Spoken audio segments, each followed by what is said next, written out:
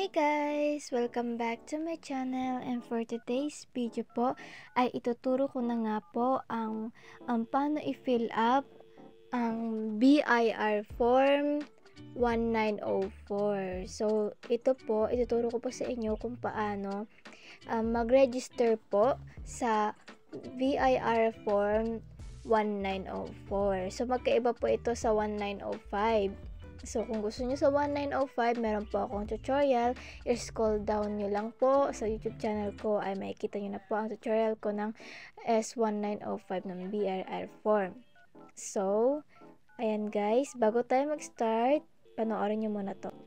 So guys, bago tayo magsimula ay guys, in-encourage ko kayo guys, or kung gusto nyo lang naman guys ay mag-membership na po kayo sa aking YouTube channel para po updated po kayo sa mga latest na tutorial ko, vlogs, or anything po about sa my YouTube channel ko po. So, you can check my membership po. May link po ako dyan sa aking description. I-click nyo lang po yan guys.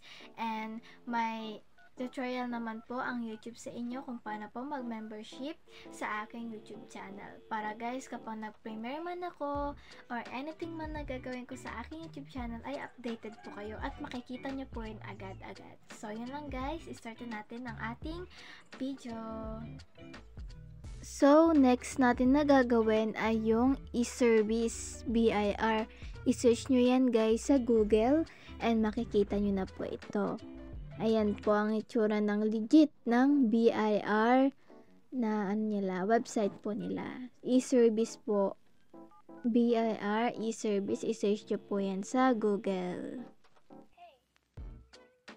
So, pakitap lang po yan. Mapupunta po tayo sa website ng BIR.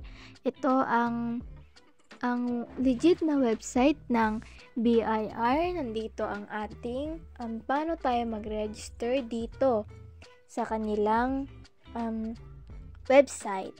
Ayan ang mga services nila. Kung gusto nyo guys, itap nyo lang yan guys kung may kailangan kayo dyan. Nandito din guys yung ORUS, no, yung updated po nilang version ng pag-apply ng TIN ID. Pero guys, punta po tayo sa other service kasi dito po natin makikita ang tinatago siguro, no, ang dating registration, or okay naman hanggang sa ngayon ang registration dati ng BIR form ng 1904. Kung ewan ko guys, kasi alam ko meron pa ring mga nag-error sa sa update ng ORUS, kaya try nyo guys ito, no, kung may nag-error man sa inyong ORUS, i-try nyo po itong strategy na ito kasi pwede po kayo mag-register dito po kayo dito. Tap nyo lang po ang TRRA. Ayan, Taxpayer Registration Related Application. Ayan guys, nasa dulo lang siya. Ayan, pwede po tayo mag-register dito po dyan. Pero nasa inyo yan guys kung gusto nyo dito or sa updated ng para sa TIN ID. So, pang TIN ID din to guys. Kung ano po ang finill up nyo dun sa una na registration ng updated, parehas lang naman po dito. Kaso po, ang po dito is i-email nyo po siya. Diretso na po sa RDO. Ayan. Parehas lang naman sila nung updated. Kaso guys, ito, idediretso na po agad sa RDO ninyo. Kung saan po ang nasa yung city ninyo. Ayan guys. Ayan. Yung may 98 yun ang sinasabi ko sa inyo nung last tutorial ko. Ayan. May step 1, may step 2. Ayan. Select lang kayo guys kung anong gusto nyong i-fill up. Ayan. Choose nyo guys yung application 14 under EO 98. I-tap nyo yan guys kasi bago lang naman kayo mag-register, diba? Kaya yan guys, i-tap nyo. So, step 3, ayan, where to submit. Automatic na po masasubmit po yan sa inyong RDO or sa inyong city. So, paras naman sila guys nung sa updated, no? Kaso ito guys, ayan. Andyan pa rin yung province nyo, kung saan yung province ninyo. Ayan. City, municipality, ayan. Ayan, para sa barangay naman. Ayan, parang din sa hanapin nyo lang din yan guys. And enter nyo guys ang inyong full name. Full name nyo po guys ha, para alam po ng RDO ninyo kung sino ang nag-send ng kanilang registration. Ayan. Ayan guys, isasend nyo po yan sa email ng RDO. Ayan, para ma-receive nyo lang yung application. Ayan. Yan, sinasabi ko sa inyo guys, no, 3 days po bago ninyo ma-receive ang email. Ayan na po, nakasulat na, ano na po dyan, no. Sinabi, 3 working days po from the date. Ayan. Doon naman tayo sa step 4. Ayan, kapag na-receive nyo na guys yung ano ng RDO ninyo, ibig sabihin kung na-approve, approve. Kapag hindi, rejected po ang nakalagay. Ayan. Pinutin na po natin ang, ayan, for EO98. Ayan po. Basahin nyo na lang yan guys.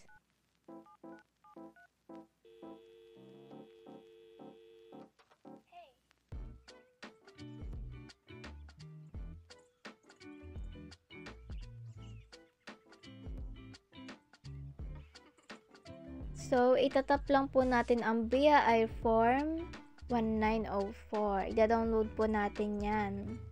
Ayan, ayan po ang ano niya. Papinindot nyo yun. Ipindutin nyo po ang PDF. Diyan po kayo mag-fill up. Ayan. Mag-download po yan. Tapos, ito na po ang kakalabasan. Ito ang application form. Ito guys. Huwag kayo mag-alala guys, ituturo ko kung ano yung i-fill up ninyo.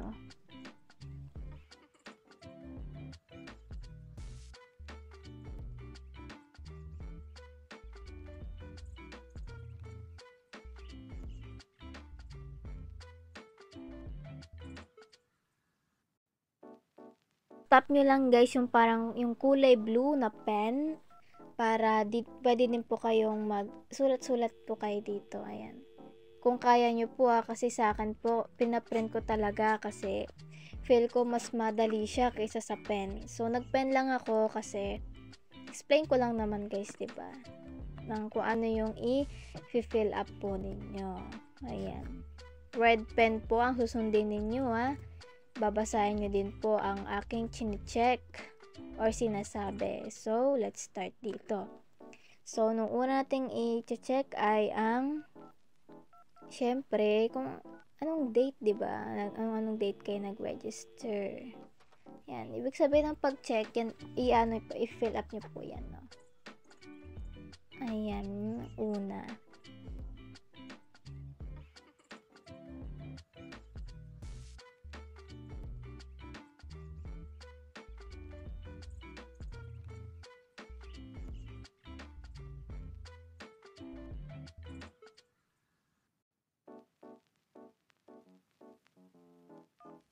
So, if you have naman guys, e-fill ID or national ID, if applicable lang naman, no? Kung gusto nyo lang naman ilagay, or kung wala pa kayong ganong ID, pwede nyo naman guys ilagtawan na lang. Pero sa akin kasi hindi ko guys nilagtawan. Tsaka itong RDO, ayan, i-fill up nyo din yan guys, RDO ninyo. Sa akin, ang RDO ko ay 040 kasi Cubao yung aking RDO. Ayan. Kaya hanapin nyo na guys yung RDO nyo kasi importante po yan. Doon po nyo isasend ang iyong registration. At guys, X po, no? Hindi po pwede check. Bawal po ang check sa ano na to, sa itong pang-apat na ata, ito pang-apat. X po ang ilalagay sa white box. Ayan. X po.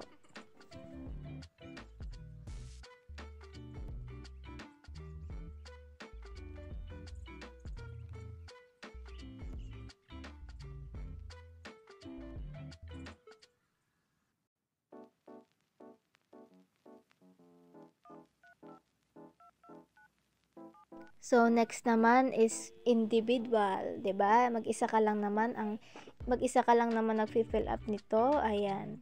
Individual po.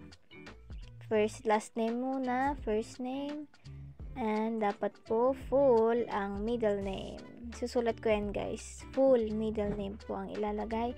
Hindi po isang alphabetical, kundi po ay full.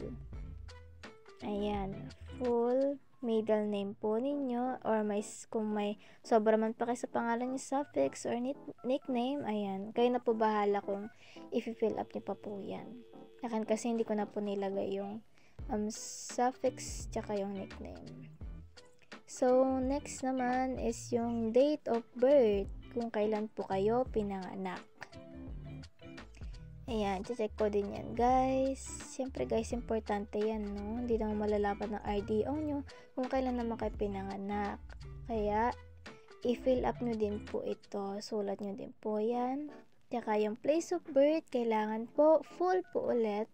Kung ano po ang nasa birth certificate po ninyo, i-full, i-full fill up nyo po yan. Kung ano yung nasa birth certificate ninyo. Ayan, tsaka susunod naman natin is sa address ninyo. Ayan. Address. I-fill up nyo lang yan, guys, lahat. Yan.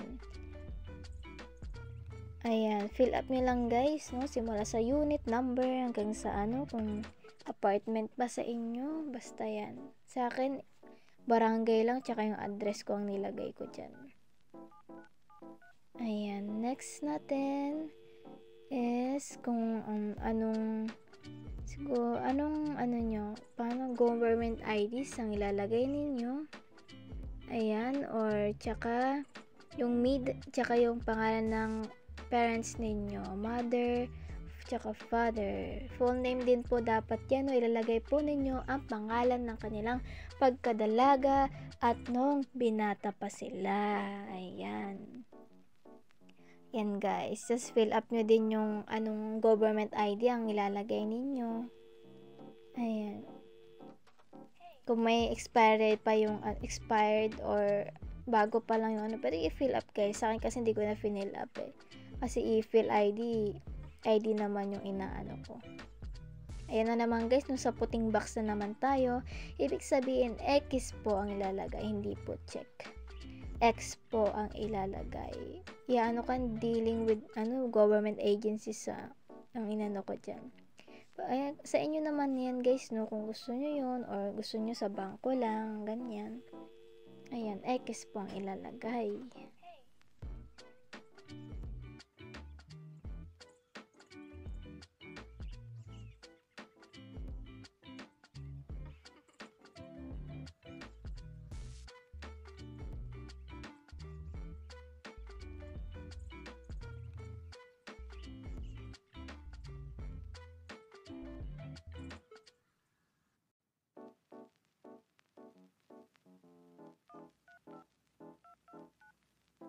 So, wag na po natin i-fill up yung about sa TIN ID, no? Kasi wala pa naman tayo nun, 'di ba? Kunyari wala pa kayo nun. Ayan, kapag wala pa kayo nun, guys, ayan, lagpasan na po natin. Dapat po kailangan ng signature tsaka printed name po, and tsaka dapat po hindi name po ilalagay dito, no, sa gilid nung sa signature tsaka name. Hindi po yan. Hindi po name din po ulit ilalagay dyan, kundi po ay owner po ang ilalagay po ninyo. Owner. Kasi kayo po ang may-ari ng application po nito. Ayan. Owner po ang ilalagay ninyo. Ayan. Kung na po natin pansinin yung sa stamp. Kasi sa na po yan. Sa BAR na po yan. Tsaka ito, guys, ayan, sa baba naman itong pangalawang form nila is ayan, yung mga kailangan nilang IDs, individual, non-individual, marriage, or foreigners. Ayan, guys, makikita nyo po dyan sa pinakababang pangalawang form. Tignan nyo na lang, guys, basahin nyo na lang kung anong meron kayong government IDs para ipasa nyo sa RDO.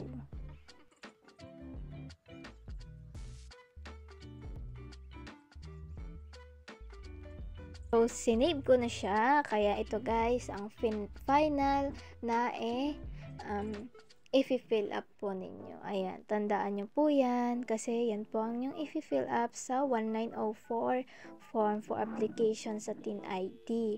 Pero ewan ko lang guys kung ito pa yung updated nilang form kasi 2021 pa to. Pero suggest ko lang naman guys, subukan nyo lang guys kung hindi pa, kung matagal nang hindi pa verified yung TIN ID nyo, subukan nyo lang po itong gawin. Ayan. 3 days po bago pag sobrahan po ulit, siguro gawa po ulit kayo ng bagong email ninyo. Tsaka ayan, ganito guys. Try lang ng try guys, wag po kayong susukong mag-try hanggang sa merong kayong government ID, secondary ID. Kasi guys ako, 5 beses po ako na-rejected ng BIR po tungkol sa TIN ID. Kaya guys, ituro ko sa inyo to. Ayan guys, tignan nyo lang guys. Ayan, basahin nyo lang po.